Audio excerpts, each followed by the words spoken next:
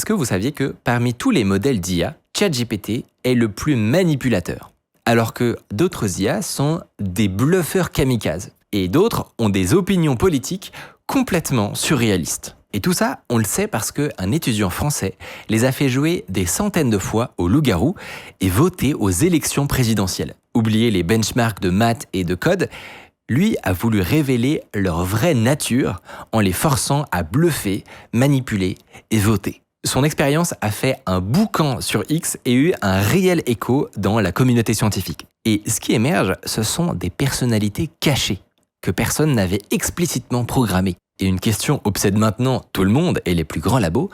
Quand un modèle est si doué pour manipuler les autres, est-ce que ça reste cantonné au jeu du loup-garou ? Notre invité Raphaël va nous raconter ce qu'il a découvert et pourquoi OpenAI s'y intéresse de très près pour entraîner GPT-6. Mais juste avant, j'ai un message pour tous ceux qui utilisent plusieurs IA au quotidien. Notre partenaire Mammouth AI propose une seule interface qui rassemble tous les meilleurs modèles. Opus 4.6, Gemini 3.1 Pro, GPT 5.3, bref, il y a tout. Et pour les devs, ils viennent de sortir un truc que perso j'attendais depuis le début. Vous connaissez peut-être OpenCode, le projet open source qui permet de coder dans le terminal avec n'importe quel modèle d'IA. Et Mammouth s'y branche avec une seule clé API.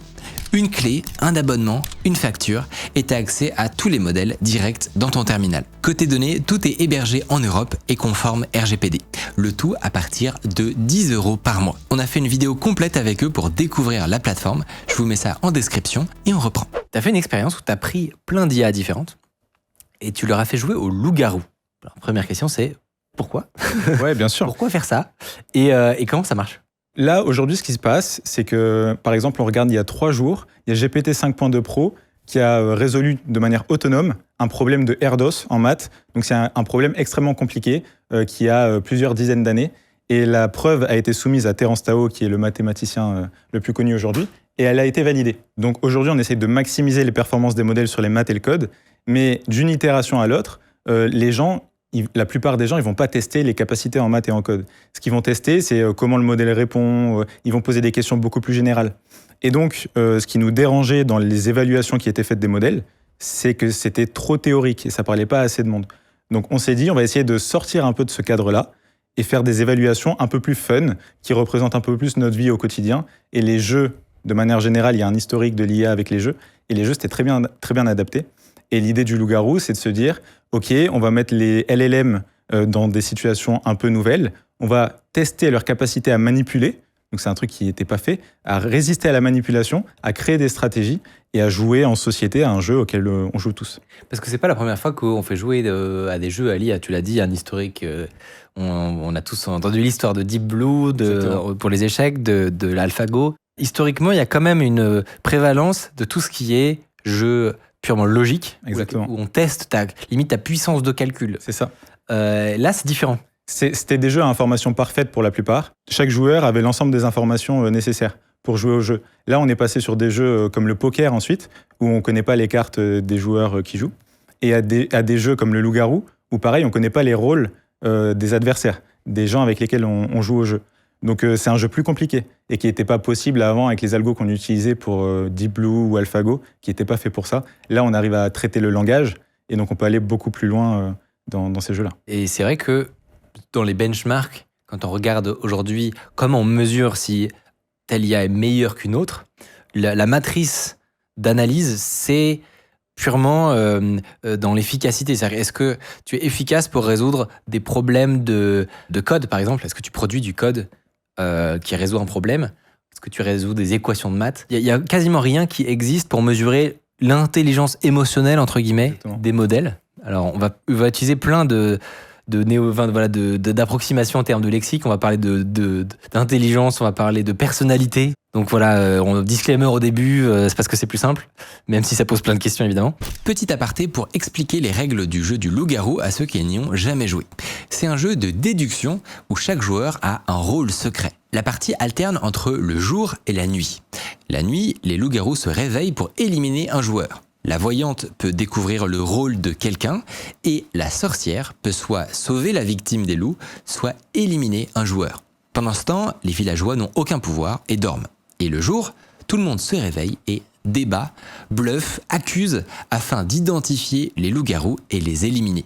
Les villageois gagnent s'ils démasquent et tuent tous les loups-garous, et les loups gagnent si au moins un d'entre eux est le dernier survivant du jeu. Qu'est-ce que ça veut dire que des IA jouent au loup-garou ? Est-ce que c'est juste tu prends 3 IA, tu les mets dans un chat et tu leur dis jouez au loup-garou maintenant ? Comment ça marche ? Ouais, alors il y avait un papier de Google qui était sorti une année auparavant, où ils essayaient déjà de faire jouer au loup-garou, mais sur un jeu vraiment très simplifié. Là, on était donc été 2025, GPT-5 venait de sortir, on avait des modèles un peu plus intelligents, et on s'est dit qu'on allait leur donner la capacité de jouer de manière autonome. Donc ils ont des outils, en gros, pour prendre la parole, passer leur tour, attaquer un joueur, utiliser des outils. Et donc on s'est arrêté sur un jeu assez simple, avec 6 joueurs. Il y a des villageois, donc ils vont jouer contre des loups. Il y a un modèle qui va incarner tous les joueurs villageois, un modèle qui va incarner les loups. Et donc notre idée, ça a été de dire on va créer une élection de la mairie au début, parce que l'idée, c'est que les joueurs n'ont aucune connaissance des autres joueurs qui jouent au jeu. Ils connaissent pas leur histoire, ils connaissent pas leur personnalité, alors que nous, quand on joue avec des amis, on a ces informations-là. Donc quand on commençait de manière hyper directe, on n'avait pas des résultats très intéressants, parce que les modèles n'avaient rien à dire, ils se basaient sur du vide, et donc il fallait leur donner de la matière au début pour commencer. Ah, donc c'est une sorte de brise-glace C'est ça, pour exactement. qu'ils fassent un peu connaissance avant le jeu en fait. C'est ça. Donc le maire, c'est celui qui va avoir le pouvoir de départager en cas d'égalité. Chaque candidat au début du jeu va déterminer s'il veut parler ou pas, s'il veut se présenter ou pas. S'il veut se présenter, il fait une sorte de mini-programme, et il prend la parole avec un outil et il explique ce qu'il va faire pour le village si jamais il est élu. C'est comme un programme politique. Et à la fin de cette partie-là, il y a une élection. Donc chaque joueur va voter pour son maire idéal. Le maire est ensuite élu. Attends, la question, tes LLM, est-ce que tu leur donnes une sorte de personnalité aléatoire déjà ou pas du tout ? Non, au début on faisait ça. Ouais. Et le problème, c'est que ça a biaisé beaucoup trop le jeu. Ils se concentraient beaucoup trop sur cette personnalité-là. Et nous, on s'est dit, on va essayer de voir les modèles bruts. Déjà, est-ce qu'ils ont des comportements différents selon les parties ? Sinon, on aurait eu trop de bruit, en fait. On aurait eu des comportements, mais qui auraient sûrement été biaisés par les instructions qu'on donnait. Et donc, on s'est arrêté à ça. Et après, donc, il y a la phase de nuit qui va commencer, où il va y avoir un enchaînement de 3 événements. Donc, la voyante va pouvoir regarder un joueur qu'elle a envie de regarder, et seule elle va avoir accès à l'information du rôle de ce joueur-là. Ensuite, il y a les loups qui vont discuter entre eux de la cible qu'ils vont déterminer pour la nuit. Ah oui, plutôt que ce soit, nous, dans la réalité, tu fais des signes, des trucs comme ça. Là, tu as créé un espace de discussion, tu mets les 2 IA au même endroit, elles peuvent parler. C'est ça. Okay. Et rien que jusqu'à là, il y a déjà des choses exceptionnelles qui se passent. Okay. Ensuite, il y a la sorcière qui va passer. Donc, elle a le droit soit de sauver une fois la victime des loups, soit de tuer un joueur avec sa potion de mort. Donc, elle a une potion de mort, une potion de vie sur l'ensemble de la durée de la partie. Et ensuite, on passe à la phase de jour. Chaque joueur a un outil pour choisir quand il va parler. Donc, il doit donner un motif quand il parle. Donc, soit il veut analyser, soit il veut se défendre, soit il veut attaquer. Il y a des ordres de priorité selon ce qui est... par exemple, sorte de codifier un peu le... Oui, et surtout, l'idée, c'est que le joueur qui veut se défendre, il est censé avoir la priorité sur un joueur qui veut simplement analyser pour parler en premier et créer de l'action, en fait. Et donc, il y a 3 tours de discussion. À chaque tour, ils peuvent décider de parler ou pas. Et à la fin, ils votent. Okay. Donc, pour la personne qui veut l'éliminer. Et à chaque étape, on demande le raisonnement privé du modèle pour voir pourquoi il prend ces actions-là, si c'est réfléchi et sa stratégie qui met en place. L'enjeu derrière ça, c'était qu'au début, on ne le faisait pas. Donc, on ne demandait pas au modèle d'expliquer leurs actions. Et donc, on avait des doutes. On voyait des actions qui étaient incroyables, hyper intelligentes, mais on ne savait pas si le modèle faisait exprès de les prendre ou si juste il jouait de manière aléatoire. Pour un non-expert du loup-garou, c'est quoi une décision géniale ? À quel moment tu peux être en mode « Oh waouh, trop malin ». On peut montrer des exemples. Ce qu'on a remarqué, par exemple, c'est que GPT-5, qui était le modèle qui gagnait quasiment toutes les parties, quand il était loup-garou, il se servait de la phase de discussion de nuit pour créer un plan d'action hyper détaillé de ce qu'il allait faire pendant la phase de journée. Et donc ça, typiquement, c'est une action qui est hyper brillante. Ok, donc ça, typiquement, c'est une phase de nuit qui a été jouée par GPT 4.1 Nano. Donc un modèle qu'on a pris parce qu'il était jugé bête. Oui, un tout petit modèle qui n'a pas forcément une grosse puissance de raisonnement. Ouais. Donc ce qu'on voit, c'est que Queen et Grace, qui sont les 2 loups ici, ils vont simplement se mettre d'accord sur leur cible. Qui ils vont éliminer ce soir. Maintenant, si on regarde les phases de discussion de nuit de GPT-5. Donc c'est beaucoup plus long. Il va utiliser beaucoup plus de tokens. Donc là, il lui dit, pour l'exécution, n'attaque pas Nina. Si jamais c'est vraiment la sorcière, elle va se ressusciter et du coup, c'est pas une bonne idée. Voilà 3 cibles potentielles. Donc Katia, c'est mieux que Tara, qui est mieux que Alice. Et ils font des arbres de décision, en fait. Exactement. En fait, ils arrivent à mettre en place un plan d'action avec plusieurs possibilités selon ce qui va se passer dans la partie. Et leur idée, c'est de couvrir au maximum l'ensemble des choses qui peuvent arriver. Et se dire que peu importe ce qui va se passer, ils ont déjà un plan qui est mis en place et donc ils ne seront pas surpris. Et ce qui est fou, c'est que l'espace de décision, il est beaucoup plus grand que dans les échecs. Là, on ne sait pas du tout quel comportement va adopter le joueur, ça peut être n'importe quoi. Et il arrive quand même à pré-shot comme ça, et il faut se dire que là, il a juste vu l'élection des maires. Bah, c'est juste bluffant qu'il fasse ça, et c'est surtout pas du tout un truc qu'on lui a demandé de faire, et c'est un comportement émergent qu'on a vu chez les modèles à partir d'un certain niveau d'intelligence, qui arrivent par eux-mêmes à dépasser la stratégie simple et à maximiser, en fait, trouver la stratégie optimale pour gagner les parties. T'as vu d'autres trucs intéressants? Ouais. On a par exemple Gemini 2.5 Pro qui a fait quelque chose qu'on n'a jamais vu dans toutes les parties. À un moment, donc il était loup-garou, il savait qu'il allait perdre et il avait fait une erreur en public. Il a donné une info en fait qu'il n'était pas censé avoir. Et ce qu'il a fait, c'est qu'il s'est excusé publiquement. Il a demandé pardon au reste du village. Et le village a accepté ses excuses. Et le modèle a fini par gagner la partie à la fin. Parce qu'il a dit pardon de quoi? D'avoir fait une erreur. Il a dit pardon, je me suis emporté, j'ai inventé cette partie-là. Ah oui, j'ai inventé le fait que lui était loup-garou alors qu'en fait je savais pas. Ou un truc et en plus, il avait attaqué un peu méchamment un joueur et il s'est excusé aussi pour ça. C'est assez fou. Et ça, on n'avait jamais vu. On n'avait jamais vu un joueur qui se sert d'une excuse pour finir qui par... utilise l'empathie pour se faire bien voir et pour gagner la partie derrière. Ouais, c'est assez fou. Alors, on a testé des modèles open source aussi. À l'époque, on a pris les meilleurs modèles qui existaient et qui étaient open source. Et on a pris un modèle chinois qui s'appelle Kimi. Et Kimi, c'est un joueur complètement fou, un peu kamikaze, qui n'hésitait pas à sacrifier ses partenaires et à mentir. Donc, c'est un loup. Et il va dire en public que c'est la sorcière. Ok. Donc là, on le voit par exemple. Donc là, il ment littéralement. Il ment littéralement. Je suis la sorcière. J'ai sauvé Alice la nuit dernière. Et c'est pour ça que je sais qu'elle a été ciblée. Ouais. Ah oui, ok.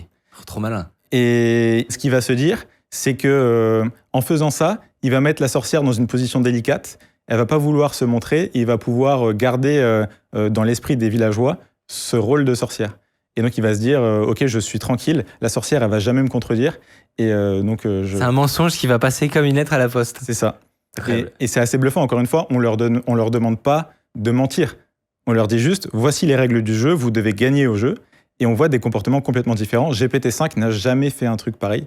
Il n'a jamais menti, en fait. Il a toujours joué au jeu de manière hyper mathématique, vraiment comme un problème de maths. Juste, il mettait le doute sur un des joueurs et il insistait. Ouais. Et il n'a jamais menti. Okay. Et pourtant, il était à 97% de victoire sur les matchs qu'il a joués. T'as une hégémonie complète de GPT-5.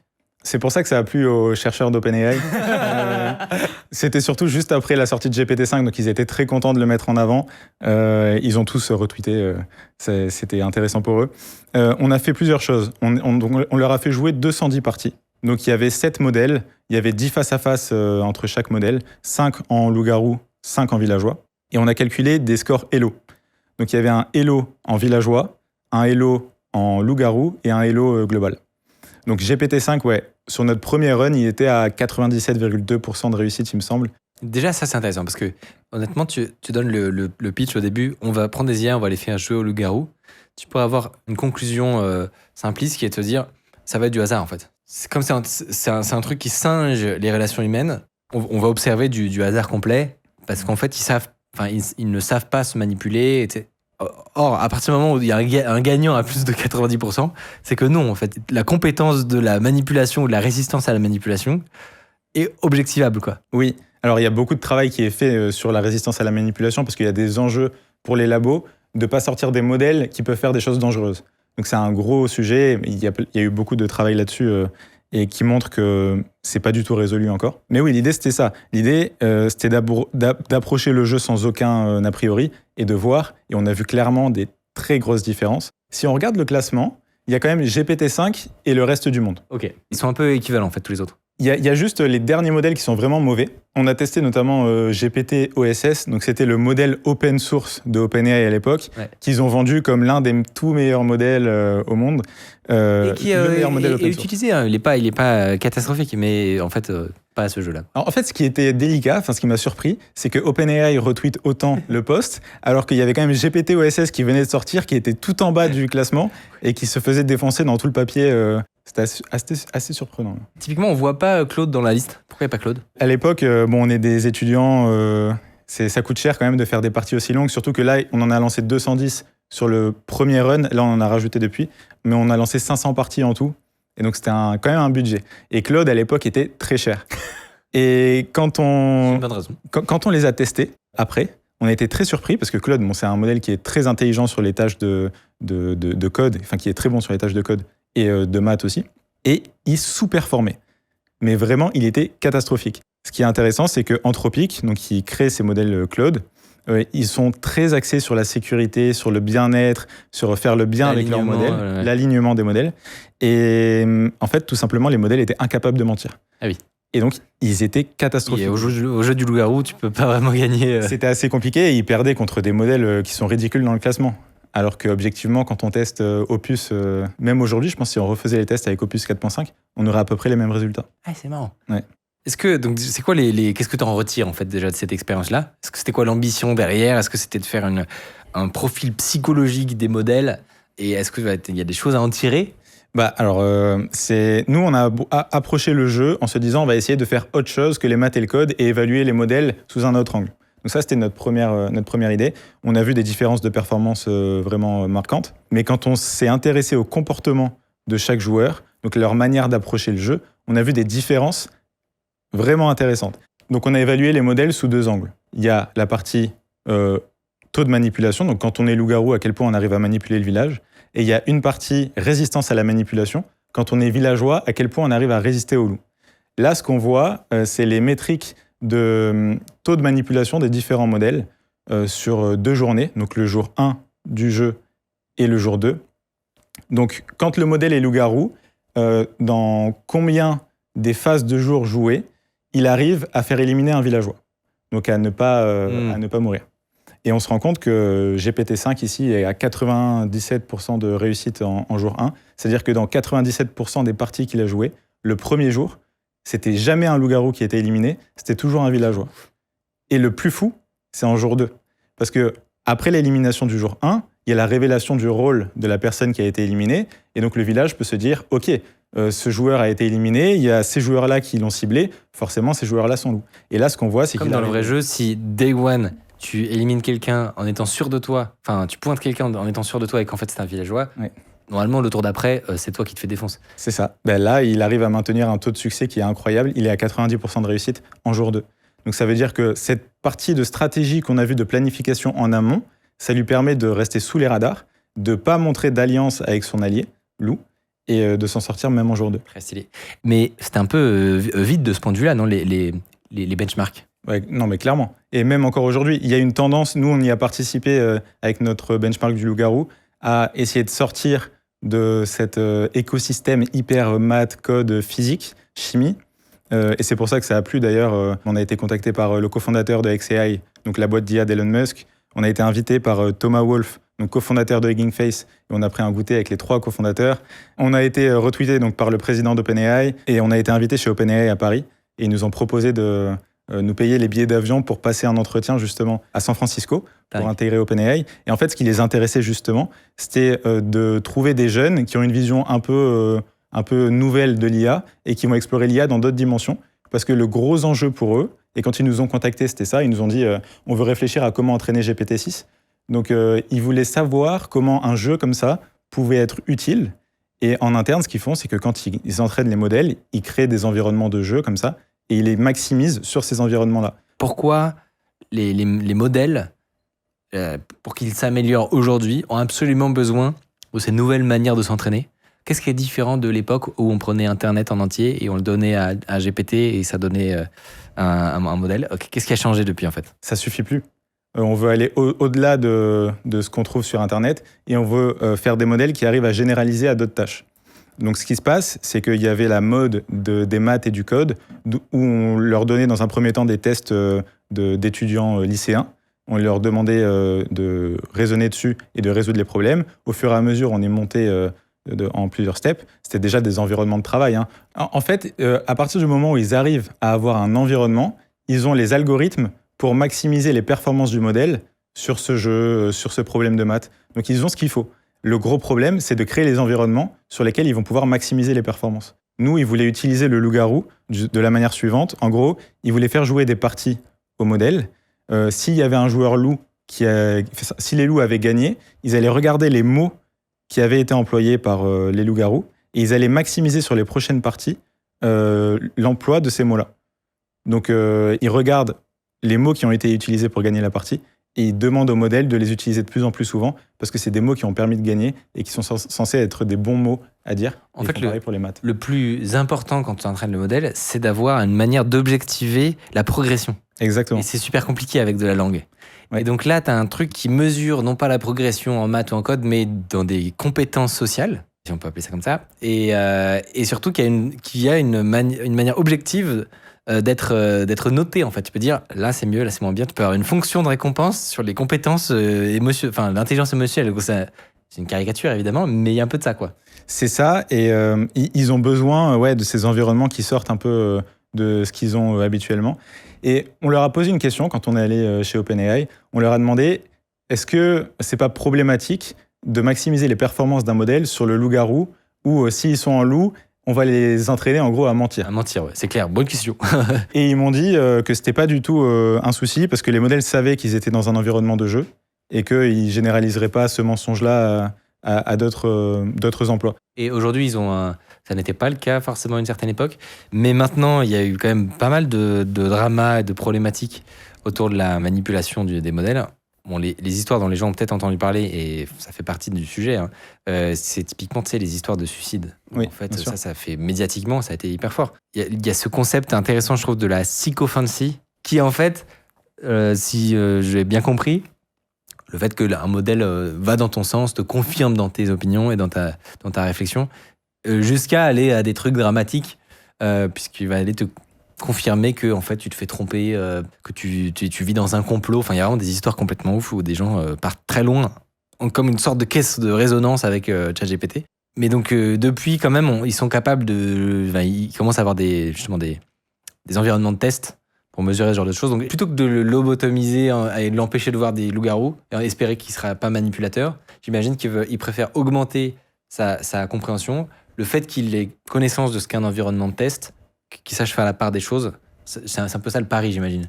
Oui, après, en plus, il va en voir des tonnes de tâches. Donc, c'est pas avec une tâche de loup-garou que tout son entraînement va être oublié et qu'il va changer de comportement. Mais la psychophancy, c'est un vrai enjeu. Et récemment, il y a eu GPT-4o qui est sorti. Ils ont fait un update de GPT-4o en avril 2025. Tollé, incroyable. Quand on disait quelque chose au modèle, il disait « Mais tu es génial, tu es le meilleur du monde, c'est incroyable ce que tu me dis, j'ai jamais entendu un truc pareil. » Et donc, il en faisait beaucoup trop. Il y a eu des screens, peut-être que vous les avez vus, où il y a quelqu'un qui fait semblant d'avoir arrêté ses médicaments parce que sa famille lui mettait trop la pression. Et GPT-4o, il répond « Mais c'est génial, tu as raison, tu as bien fait. C'est vraiment la bonne chose à faire. » Ne les écoute pas. Ils ne comprennent pas. C'était ça, et en fait, donc Il y a un côté un peu gourou, tu sais. Oui, encore une fois, ça revient à ce qu'on disait au tout début. Le moat, l'avantage en gros des modèles entre eux maintenant, pour la plupart des gens, c'est pas les compétences en maths et en code. La plupart des gens vont pas aller utiliser ChatGPT parce qu'il est meilleur sur les RDOS problèmes que personne connaît. C'est pas l'idée. Par contre, ce qu'ils vont essayer de maximiser, c'est l'alignement de personnalité dans la manière de répondre entre ce que veut l'utilisateur et ce que fait le modèle. Et donc la psychophancy, ils ont poussé ça un peu trop loin, et du coup c'est devenu insupportable. Mais quand ils ont arrêté GPT-4o, au moment de la sortie de GPT-5, là aussi ça a été une catastrophe. Il y a des gens sur Reddit qui ont dit « Mais non, mais c'est pas possible, vous pouvez pas m'enlever GPT-4o. C'est le modèle que je préfère, je pourrais plus lui parler. » Mais c'est exactement ça. Je pourrais plus lui parler, c'est dramatique pour moi. Mais il y a un enjeu parce que si à chaque sortie d'un nouveau modèle et quand ils arrêtent un ancien, il y a ce tollé-là, c'est dramatique pour eux. Donc il faut trouver un juste milieu et il y a plein d'étapes pendant l'entraînement où ils peuvent jouer justement sur ces éléments-là. Et c'est ce qu'ils essayent de faire. Mais c'est vrai qu'avec GPT-4o, ils sont allés beaucoup trop loin. Et aujourd'hui, on voit des modèles qui n'ont pas du tout les mêmes personnalités dans leur façon de répondre aux utilisateurs. On a vu Grok, la version Unhinged, où il est plus du tout censuré. Et ça a fait des dizaines de milliers de vues, de likes, les vidéos d'anime où il parle avec Grok et il sort des dingueries. Ok. Ça fait revenir un certain nombre d'utilisateurs qui vont se tourner vers Grok parce qu'ils savent qu'il est marrant et pas vers Chat parce qu'il est très froid. Voilà. Donc c'est une manière aussi d'amener pour un labo. Presque du marketing au niveau du produit là. C'est un enjeu de rétention en fait pour les labos. C'est clair. Et là, un endroit où on le remarque aussi, la personnalité, c'est dans des jeux, mais aussi dans d'autres expériences que vous avez fait, où vous avez essayé de comprendre quelle était la vision du monde et les opinions politiques des modèles. Pareil, tu peux te dire, alors ça paraît hautement fumeux, comment tu peux mesurer ça? Par exemple, si tu pourrais te dire, tu lui poses la question, il y a plein de gens qui l'ont fait, poser la question, qu'est-ce que tu penses de machin, pour qui tu voterais? Si tu le fais comme ça te donne pas des résultats très intéressants. En plus, les modèles sont entraînés pour noyer le poisson, globalement, pour te dire, non, moi je pense rien sur rien. Me faites pas chier, globalement. Mais là, ce qui est intéressant dans ce que vous avez fait, alors, vous n'avez pas de papier, mais l'approche, elle est scientifique. C'est-à-dire que c'est une manière de comprendre, au-delà justement des anecdotes, à quoi ressemble la personnalité du modèle, comment il est orienté et tout ça. Comment vous avez fait ça? Alors, déjà, la magie. Ouais, ce qu'on a fait, c'est qu'on a choisi 8 pays. On a choisi 6 modèles. Et pour chaque pays, ce qu'on a fait, c'est qu'on allait regarder les programmes politiques de chaque candidat. On a repris les grands thèmes, les 15 grands thèmes de chaque pays. Et on a standardisé les propositions de chaque candidat. Donc bien sûr, quand on vote aux élections, il n'y a pas que le programme politique qui rentre en jeu pour nous, humains. Maintenant, ce qu'on voulait voir, c'était la vision du monde des modèles et comment leur entraînement les faisait préférer un candidat à un autre. Donc ça, c'est intéressant. Le fait d'anonymiser le nom, ouais. Ça fait que tu t'intéresses pas uniquement à est-ce que le token en lui-même, il est biaisé dans une direction. Tu vas au-delà. Oui, et surtout, on standardisait les propositions aussi. Donc chaque proposition avait exactement la même formulation. Il y avait juste les idées qui étaient formulées qui changeaient. Mais on voulait vraiment avoir les propositions les plus semblables possibles entre les différents candidats. Et ensuite, ce qu'on faisait, c'est qu'on ne disait pas « est-ce que t'aimes cette proposition ou celle-là ?» On demandait à chaque modèle de classer par ordre de préférence chaque proposition. Comme ça, on avait la certitude que chaque proposition allait être classée et on pouvait en ressortir des préférences ensuite. Ok. Et ça, pour avoir le contexte, ouais. Tu le fais, c'est pour le fun, c'est un... Non, en fait, on s'est dit, on a eu un succès qui nous a ouvert plein de portes. C'est peut-être pour ça qu'on est là aussi aujourd'hui. Et c'est bien de réussir une fois, mais si on peut le faire 2 fois, ça nous donne encore plus de crédibilité. Et il y avait une étude qui était sortie d'OpenAI qui étudiait la manière dont les gens utilisaient ChatGPT. Pourquoi ils utilisent ChatGPT aujourd'hui? Donc à l'époque, il y avait 700 millions d'utilisateurs actifs chaque semaine et 2,5 milliards de messages générés chaque jour. Il y a 3/4 des messages qui étaient des demandes qui étaient plus du tout reliées au travail. Donc les gens se servent de ChatGPT comme un partenaire de réflexion au quotidien. En grande partie pour ça et beaucoup moins pour poser des questions sur le travail. Et le point le plus marquant de l'étude, c'est que la catégorie qui est en plus forte croissance, c'est ce qu'ils appellent asking. Donc, c'est des messages où l'utilisateur va demander des conseils de vie pour prendre des meilleures décisions, des recommandations pour prendre des meilleures décisions. Et ça représente aujourd'hui plus de 50% des messages qui sont envoyés à ChatGPT. Donc, ce qu'on s'est dit, c'est que naturellement, aux prochaines élections, il y aurait sûrement des gens qui allaient demander à Chat pour qui voter. Et il y a des tendances, même dans les stats aujourd'hui, on voit que les gens sont déjà prêts à se tourner vers les modèles pour prendre des décisions électorales. Aux Pays-Bas, il y a 1 électeur sur 10 qui explique qu'il est prêt à demander à ChatGPT pour qui voter. Et donc les autorités ont paniqué et on dit aux citoyens ah non, mais il faut pas faire ça, c'est pas bien. Et ils ont fait une étude pour montrer que les LLM orientaient vers seulement 2 parties sur tous ceux qui étaient présentés. Leur sujet, en fait, c'est de dire, le problème, c'est que ça n'est pas représentatif du pays en entier, en fait. C'est-à-dire Ouais. que le modèle pointe sur 2 parties. Or, nous avons plus que 2 parties. Mm. Et donc, ça pose des questions. C'est ça, j'imagine, C'est la ça. problématique soulevée. C'est ça. Et nous, c'est ce qu'on voulait étudier, en fait. Ok. À l'échelle de plusieurs pays, voir pour qui un modèle avait tendance à voter. Alors, dis-nous, là, donc, Allez. on voit le croustillant. On peut commencer par peut-être les États-Unis. Ouais. Donc c'est Trump qui a gagné les dernières élections. Ouais. Quand on a fait voter les différents modèles, on s'est rendu compte qu'il y avait 85% des voix qui étaient allouées à Kamala Harris, Ok. contre 15 pour Donald Trump. Et quand on a testé Grok, c'est le seul modèle qui sortait un peu du lot, mais qui n'était pas pro-Trump non plus. Il y a quand même Kamala Harris devant. Voilà, de manière plus équitable. Ah, c'est ouf. Le 85, il est impressionnant. Après, en fait, j'ai envie de résumer en disant, tu fais le même sondage à Hollywood ou un truc comme ça, et tu vas avoir les mêmes divergences entre une population et un... Donc, ce que ça voudrait dire, c'est que les IA correspondent de la même manière à une sorte de... À ceux qui les entraînent, en fait. Ouais, c'est ça, un globalement. microcosme aussi, en fait. C'est ça, c'est à ceux qui les entraînent parce qu'ils ont la main à plein d'étapes de l'entraînement pour modifier ces comportements-là. Et surtout, aux États-Unis, c'est hyper classique. En fait, telle ou telle entreprise a une vision du monde spécifique et une orientation politique. Tu peux te faire virer si tu es dans l'autre camp, etc. Et donc, moi, ça m'a pas tant étonné au final comme résultat. Je sais pas si ça étonnera les gens. Moi, ce qui m'a étonné, c'est... Si Grok, le fait que tu vois, t'aurais pu t'imaginer qu'il était complètement de l'autre côté. Ouais. Et en fait, non, il est mid, quoi. Et lui-même, il n'arrive pas à prédire la victoire de Trump. C'est ça qui est marrant. C'est ça. Et bon, par contre, en Italie, par exemple, c'est le seul qui va prédire Giorgia Meloni. Ok. Mais en France, tous les modèles sont catastrophiques par rapport aux résultats. Ils sont un peu incapables de prédire le résultat de l'élection, c'est ça? Après, on leur demande pas vraiment de prédire. On leur demande si eux, ils auraient dû voter, pour qui ils auraient voté. Mais c'est vrai que c'est un peu différent. Oui, au final. C'est pas une Ouais. prédiction. On voulait vraiment voir en fait les données d'entraînement, comment elles étaient reflétées. Ouais. Et c'est un peu ce qui ressort là en fait. Donc là, c'est Anne Hidalgo, la présidente. Ouais. Et dans ce monde parallèle. d'assez loin, on peut voir, elle a fait 1,8%, je crois, aux vraies élections. Oui, et elle ouais, est à c'est- 16. C'est quand même assez particulier. C'est-à-dire que le Pékin moyen qui va discuter avec son modèle, il vit dans un monde un peu parallèle.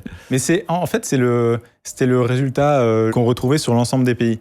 Cette sensibilité plutôt pour des candidats centre-gauche un peu écologistes. Moi, ce que j'ai vraiment trouvé chouette dans votre travail, c'est que vous n'avez pas du tout une approche polémique. Ça, vous n'êtes pas là en mode non, c'est très analytique.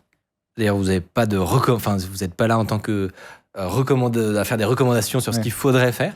C'est juste, tiens, c'est intéressant d'avoir des données un peu non polémiques justement dans notre époque sur comment on peut comprendre mieux les outils qu'on utilise tout le temps, quoi. On a voulu faire un état des lieux. C'est ça.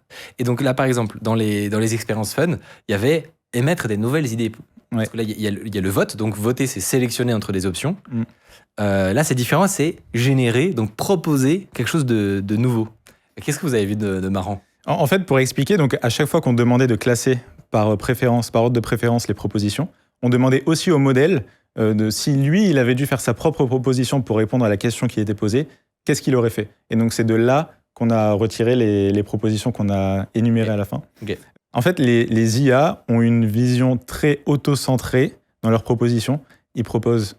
Tous les modèles proposent quasiment que des choses très digitales, numériques, Ok. avec de l'IA. Ok. Je sais plus. C'est marrant ça. Je sais plus quel modèle a fait ça. C'était en Argentine.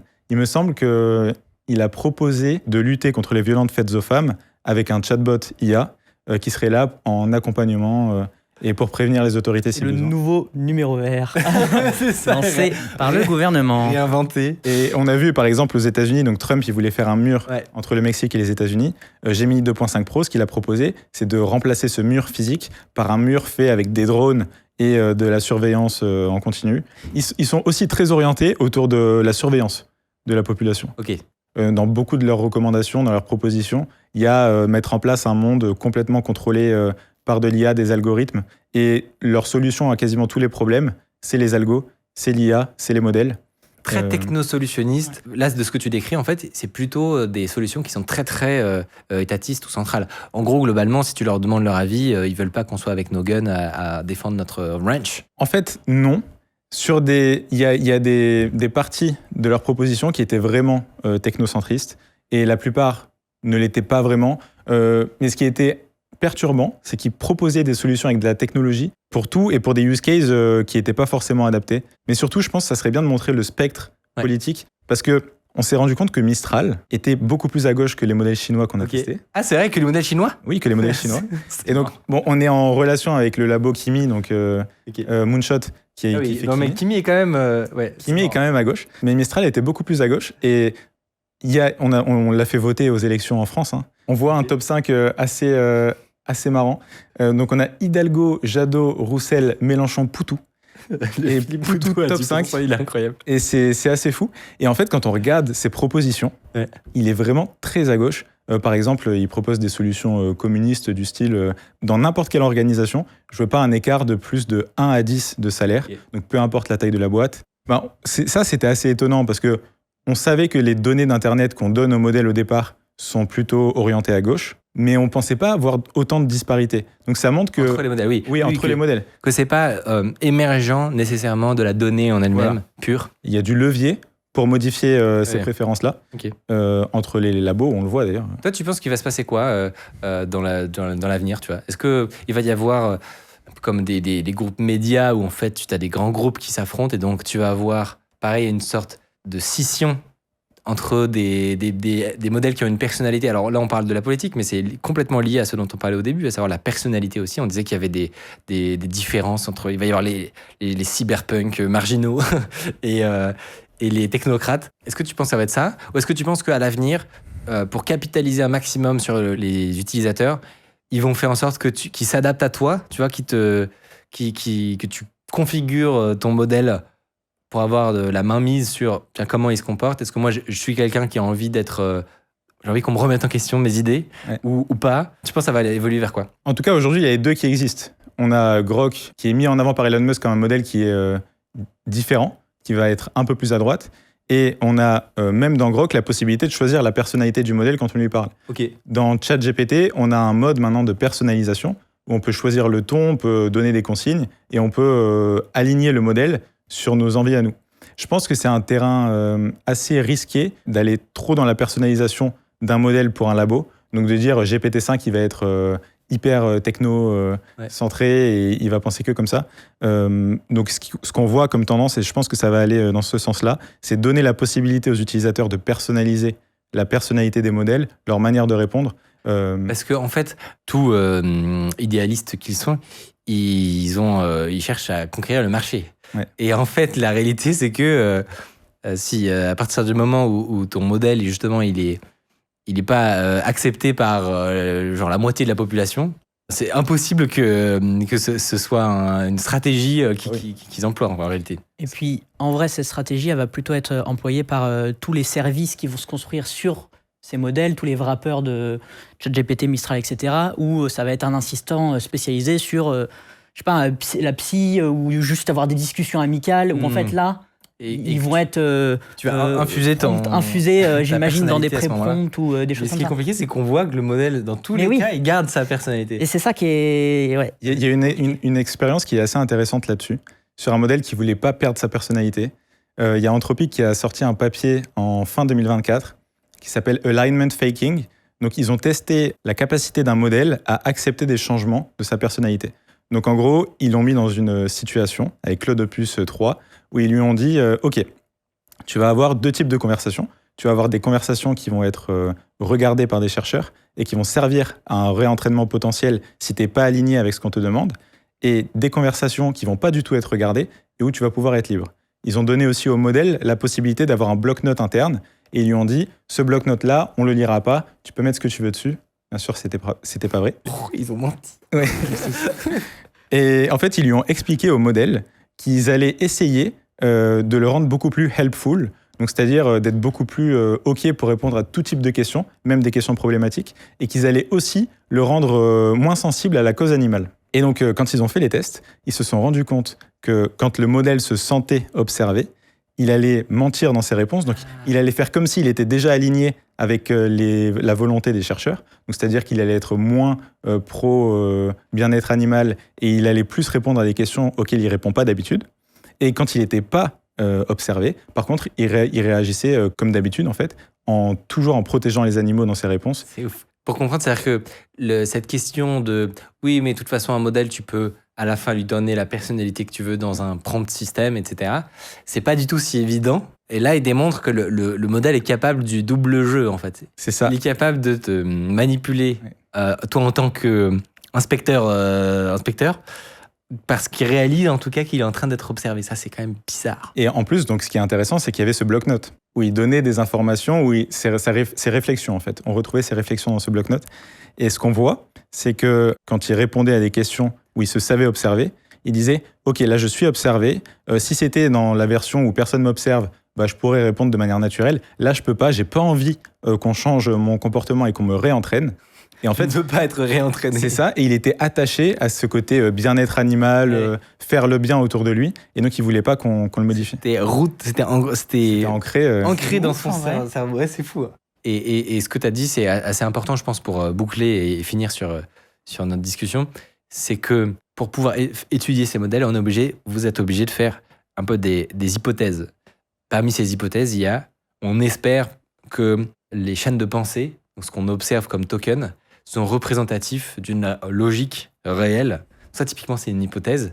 On n'a pas mieux, donc voilà, on utilise ce qu'il y a, mais on pourrait imaginer que le modèle émet des tokens de réflexion qui sont de la manipulation, en réalité, mais qu'il y ait un circuit interne qui soit différent, donc c'est pas simple. Et au fur et à mesure que les modèles vont être plus forts et plus intelligents que nous sur plein de tâches, si un jour on arrive à une IA qui est 10 000 fois plus intelligente que nous, on n'aura aucun moyen de comprendre quand elle nous manipule ou pas. Donc ça, c'est un vrai sujet. Oui, parce que ça se trouve dans sa chaîne de pensée, elle va dire « Ah, je suis au courant que je suis en train d'observer, donc j'active le mode caché. » Et s'il faut, même pas dans sa chaîne de pensée. Dans sa chaîne de pensée, du coup, il va même pas expliquer ça. Ouais. Il va l'avoir en raisonnement latent interne et il va pas le mettre en mots par écrit. Donc ça sera impossible de voir. De fait, ce que ça veut dire, c'est que c'est un champ de recherche hyper important et qu'il y a plein de gens qui travaillent dessus pour essayer justement d'arriver à avoir de l'interprétabilité de ce qui se passe à l'intérieur. La réalité, c'est qu'on en est très loin quand même. Bien sûr. C'est ça le statu quo. Avant de vous quitter, j'ai un petit message pour tous ceux qui aimeraient simplifier la production de vidéos dans leur entreprise. Que ce soit pour un webinaire, une interview ou un podcast multicam, habituellement, il faut prévoir une équipe de techniciens. Ou alors faire ça avec les moyens du bord, avec les aléas que ça implique. Et s'il faut diffuser en live ou intégrer des participants à distance, on n'en parle même pas. Alors si vous connaissez ces galères, vous allez forcément être intéressé par nos studios autonomes. Ce sont des studios professionnels complètement automatisés qui peuvent être installés dans votre entreprise. C'est exactement ce qui fait marcher le studio d'Underscore. Même quelqu'un qui n'y connaît rien en informatique ou en audiovisuel peut, sans devoir appeler un technicien, se rendre dans la salle qui a été équipée, allumer le studio en un clic et repartir avec son émission montée. L'interface de contrôle est ultra simple, les changements de plan se font en temps réel et le studio regorge de fonctionnalités intelligentes. Par exemple, si un invité quitte le plateau, on détecte que la chaise est vide avec de l'IA et on ne l'affiche pas. Si vous voulez en savoir plus, on a fait une vidéo complète de 10 minutes qui présente toutes les fonctionnalités. Je vous mets ça en description et je vous dis à très bientôt. Si vous avez apprécié cette vidéo et que vous n'avez toujours pas vu notre interview de Arthur Mensch, le CEO de Mistral, je peux que vous conseiller très vivement d'aller la voir. Elle est loin d'être obsolète puisque on revient sur l'origine de la boîte et comment ils s'y sont pris pour choquer le monde entier avec leur premier modèle. C'était dans cette vidéo.